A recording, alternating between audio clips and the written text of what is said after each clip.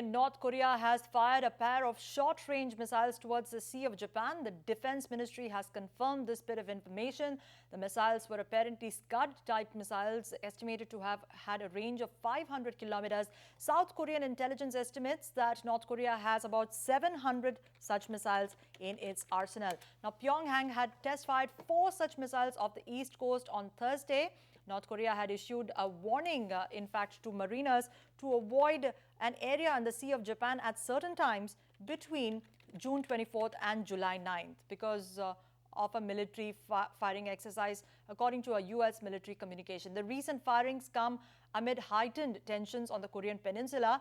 North Korea conducted a nuclear test in May, fired test rockets and threatened the U.S. and South Korean ships near its territorial waters. Remember, this is the latest provocative act by North Korea, which has test-fired yet again some Scud-type missiles. And this is the latest provocation by North Korea, which is already facing UN sanctions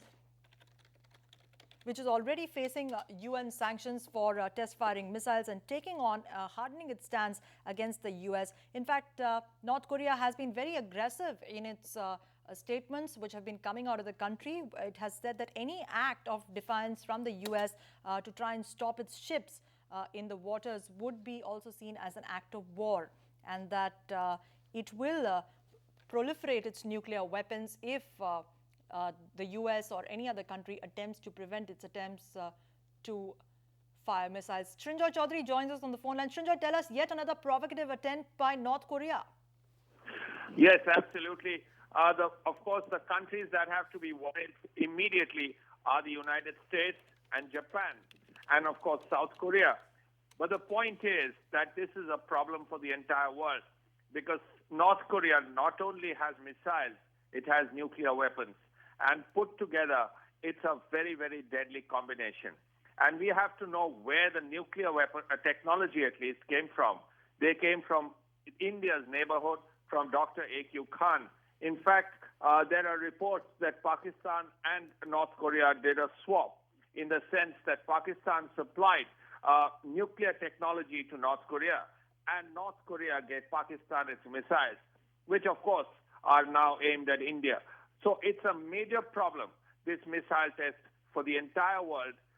America will be on alert, so will Japan, so will South Korea. Perhaps there's only one country that can do something to deter North Korea, and that is China. Right, Srinjoy, North Korea is being increasingly isolated from the international community. There have been UN sanctions, there have been international condemnations, very vocal by the US and other countries. But North Korea does not seem deterred by all these factors. What gives it the kind of confidence to go ahead, despite the fact that it is increasingly isolated internationally? There is no doubt about that. In fact, the United States has called it one of the rogue nations of the world. Now, in this case, perhaps the only country that can have any say in this matter is the People's Republic of China. If Beijing can put sufficient pressure on North Korea, then perhaps the regime, the Kim regime, will do something about it and do a volte-face on its aggressive intentions. Because any country which is unstable as North Korea, which has nuclear weapons and also missiles, is a danger to the neighborhood and perhaps to the entire world. So that is the big worry, and the only hope is if Beijing can put sufficient pressure on North Korea. Now the question is Beijing going to do that? Because if Beijing does it quietly and also publicly, the effects can be very positive. All right, Srinjoy, thanks very much for joining us with that breaking news update. North Korea firing 2 short-range Scud-type missiles. This is the latest in a series of provocative actions by North Korea, which has been declared as a rogue state by Western nations, particularly the US and the United Nations, imposing sanctions on North Korea, the country becoming increasingly isolated internationally.